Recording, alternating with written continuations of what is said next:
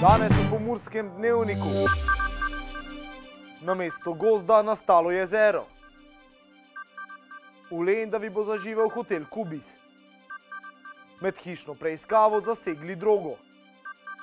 Pomoč socialno ogroženim študentom. Vreme jutri bo pretežno jasno.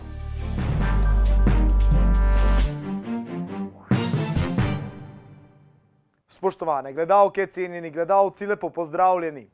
Jožef Osterc iz Veržeja že vrsto let neuspešno išče odgovorno državno inštitucijo, ki je kriva za to, da ima na svojem zemljišču namesto gozda le strugo polno vode. Pred več kot 30 leti je v strugi enega izmed rokavov Mure ostal betonski blok, ki je tam ostal od gradnje mostu.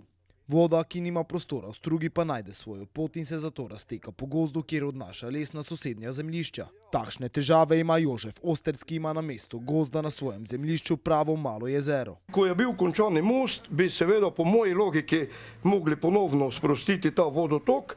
Oni so pospravili šila in kopita in odišli. Posledično je voda vdrla zaradi betonske prepreke v moj gozd in vsako leto manj, tako da, pogledajte zdaj, odneslo mi je pol gozda. Na to nam pokaže Jarek, kamor bi se voda morala stekati in posledice, ki so nastale na njegovem zemljišču. Jarek je to, v tej smeri, to. Mogoče še malo bolj desno, Jarek, ker pa ta beton spodaj, ki ga lepo vidimo zdaj tudi, točno po sredini jarka, tam za betonom je bilo to dol zasipano, kot sem že prej omenil, in voda ne more iti v beton, voda je šla v moj gozd. In to je moj gozd. Glejte, ta voda je moj gozd. Betonski blok je tam od leta 1986. Osterc pa pravi, da dokler betonski blok ne bo odstranjen, ne bo nič drugače. Dokler ne bo to odstranjeno fizično, speljan je ta prekop, oziroma da bodo oni to zbudili nazaj, kako bi to moglo iti. Vse to ti gospodje vejo, ki pa nočejo za to slišati. In takrat je mogoče spet kaj tu zraslo. Situacija se je sploh v zadnjih letih zelo poslabšala. Zdaj, zadnje leta, ko je ta ogromna voda, tu, poslušajte, tu po 30 metrov naenkrat odnese obrežine, med drugim tudi drevje, vse kaj, voda in pol tu nese po tistem še jarku, ko je v nadaljevanju, je resnično jarek. Tako da vprašanje, kje je moj les zdaj. Nekje tam nekdo ga je požagal, ki mu je prineslo v gozd njegov notri. Lansko leto 24. marca je Inšpektorat Republike Slovenije za okolje in prostor uvedel inšpekcijski postopek glede prijave betonskega zidu.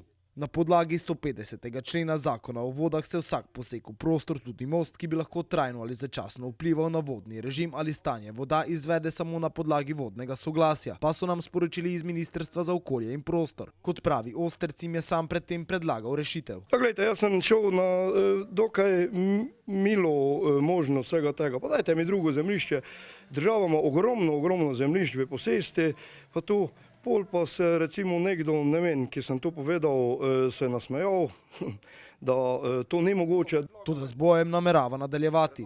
Ja, kaj bom pa jaz naredil? Nikakor ne bom popustil. Nikakor ne. Poskušamo najti eno dobro odvetniško družbo, kjer so dobro s tem podkovane, dobro plačljivi, vse da to plačala država oziroma davkoplačevalci, nažalost, pa da pač mogli oni to plačati, oziroma mi vsi. Od države bo torej zahteval odškodnino in nadomestno zemljišče. Pravi namreč, da tudi če vode na njegovem zemljišču ne bo več, bodo potrebna desetletja, da bo na tem mestu ponovno zrasel gozd. Po dolgoletnem trudu je nekdanji hotel Elizabeta dobil novega lastnika, ki ga je prenovil in mu nadel novo ime. Predvidoma v oktobru bo svoja vrata tako odprl hotel Kubis. Že pred časom smo poročali, da je bilo potrebnih kar nekaj neuspešnih poskusov, preden je lendavski hotel Elizabeta končno dobil novega lastnika. Hotel, star nekaj več kot 20 let, je bil potreben temeljite prenove, zato se je novi lastnik kmalu po nakupu lotil dela. Prenovili smo vseh 24 sob, v srednji del z jedilnico, prav tako pa smo uredili manjšo seminarsko sobo za do 20 udeležencev, so nam povedali v vodstvu družbe. Ob tem dodajajo, da si sobe ne bodo povsem enake, saj bo vsako zaznamovala lastna barvna podoba. Seveda novi podobi pritiče tudi novo ime, zato se bo objekt ob svojem uradnem odprtju preimenoval v hotel Kubis. Ta bo namenjen predvsem tranzitnim gostom, poslovnežem, ki prihajajo zaradi vse uspešnejših malih in velikih podjetij in vsem, ki bi želeli ostati nekoliko dlje v pomurskih koncih. Prenova je trenutno v zaključni fazi, vsa dela pa bodo predvidoma končana v nekaj manj kot mesecu dni. V drugi polovici oktobra je tako tudi predvidena otvoritev hotela Kubis, ki se bo ponašal s sodobnim videzom. Policisti so med hišno preiskavo pri 39-letniku z območja Goričkega zasegli več vrečk posušenih vršičkov in 5 sadik. Policisti policijske postaje Gornji Petrovci so včeraj skupaj z vodnikom službenega psa iz enote vodnikov službenih psov policijske uprave Murska Sobota na podlagi odredbe Okrajnega sodišča v Murski Soboti opravili hišno preiskavo pri 39-letnem občanu z območja Goričkega. Kot so sporočili iz policijske uprave Murska Sobota, so policisti med hišno preiskavo našli in zasegli 10 pevicej vrečk posušenih rastlin zeleno-rjave barve, katerih teža je okrog pol kilograma, in 5 sadik rastline zelene barve, ki merijo v višino od 85 do 120 cm. Po pridobljenem poročilu o preiskavi strani Nacionalnega forenzičnega laboratorija bo zoper osumljenega podana kazenska ovadba zaradi utemeljenega suma storitve kaznivega dejanja neupravičene proizvodnje in prometa s prepovedanimi drogami, nedovoljenimi snovmi v športu in predhodnimi sestavinami za izdelavo prepovedanih drog. Za to kaznivo dejanje je sicer predpisana kazen zapora v trajanju od 1 do 10 let. Študentska leta prinesejo tudi številne stroške, ki lahko še dodatno obremenijo socialno ogrožene študente. Ti lahko pomoč poiščejo na različnih organizacijah. Študenti, ki izhajajo iz socialno šibkejših družin, lahko zaprosijo za državno štipendijo, ki je namenjena kot dopolnilni prejemek za kritje stroškov izobraževanja. K državni štipendiji se lahko dodelijo tudi dodatek za bivanje v višini 80 evrov, dodatek za uspeh v višini od 17 do 40 evrov, pa tudi dodatek za štipendiste s posebnimi potrebami. Po podatkih Ministrstva za delo, družino, socialne zadeve in enake možnosti je lani državno štipendijo na mesec v povprečju prejemalo 16 334 študentov v povprečni višini 125 evrov. Povprečna višina državne štipendije se v zadnjih letih sicer niža, viša pa se število prejemnikov štipendij. Oddaja Vita življenje je lepo je lani zaorala ledino v medijskem prostoru in se odlično uveljavila tako na osrednji pomurski televiziji TV Ideja, kot tudi na spletnem portalu vitazivljenje.si. Pred nami je nova sezona. V preteklih 2 sezonah se je v oddaji zvrstilo več kot 30 gostov, prispevki iz terena pa govorijo o ljudeh, aktivnostih, načinu življenja in nasvetih, ki lahko bistveno pripomorejo k bolj kakovostnemu življenju posameznika. Tokrat bo govora o dnevu odprte njive društva Panonetum. Dogodek je postregel slikovitim dogajanjem ob žetvi industrijske konoplje, spravilu sončničnega semena in česanju lanu.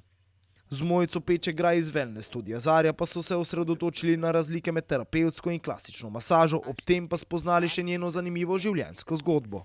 Ne zamudite prve oddaje Vita življenje je lepo jutri 28. septembra ob 18:30, 20:15 in 22:15. Vedno nove vsebine pa lahko spremljate tudi na spletnem portalu vitazivljenje.si. Na Sobota Info poročajo o tem, komu je Olga Belec prepustila direktorski stolček v hotelu Diana. Za koga gre, preverite na sobotainfo.com, mi pa si poglejmo še kratke novice.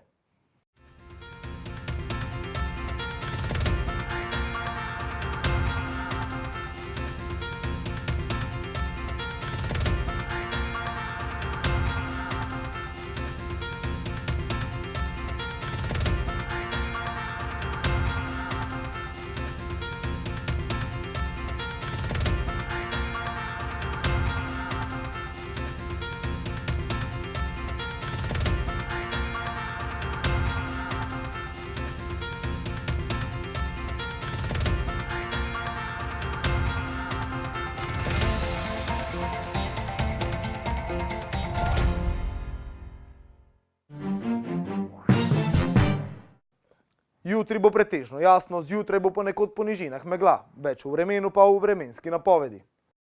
Danes smo imeli jasen dan s temperaturami okrog 20 stopinj Celzija. Opoldne ste v Lendavi namerili 13, v Krajinskem parku Goričko, v Radencih in Murski Soboti pa 14 stopinj Celzija. Jutri bo pretežno jasno, zjutraj bo ponekod po nižinah megla. Najnižje jutranje temperature bodo v severovzhodni Sloveniji, v Murski Soboti in Mariboru okoli 5, dnevne pa okoli 22 stopinj Celzija. V soboto bo sprva spremenljivo oblačno, zjutraj in dopoldne bo ponekod v notranjosti Slovenije občasno rahlo deževalo, popoldne bo večinoma jasno. Zapihal bo okrepljen severovzhodni veter, na Primorskem zmerna burja, spet se bo ohladilo. V nedeljo bo dokaj sončno, zjutraj bo v zatišnih legah megla. Temperature v naših krajih se bodo zjutraj gibale od 2 do 10, dnevne pa od 15 do 19 stopinj Celzija. Toliko smo vam pripravili v današnjem Pomurskem dnevniku. Za več informacij obiščite našo spletno stran. Bodite v naši družbi in nasvidenje do prihodnjič.